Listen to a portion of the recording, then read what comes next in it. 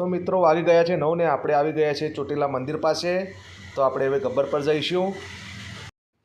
અમે ગબ્બર જવા માટે મેઇન ગેટથી અંદર ગયા અને વાગ્યા હતા 9 એટલે બધી દુકાનો હજુ ખુલતી હતી, લગભગ ઘણી દુકાનો તો ખુલી ગઈ હતી। તો હવે આપણે જઈશું મંદિરે। તો અમારી સાથે તો જોઈ લો મિત્રો, અમે આવી ગયા છે ગબ્બર પર। સવારમાં ટ્રાફિક બહુ ઓછી હતી, ચમ કે આજે ઠંડી બહુ હતી એટલા માટે પબ્લિક ઓછી હતી, પણ અમે તો સવારમાં આવી ગયા મંદિરે।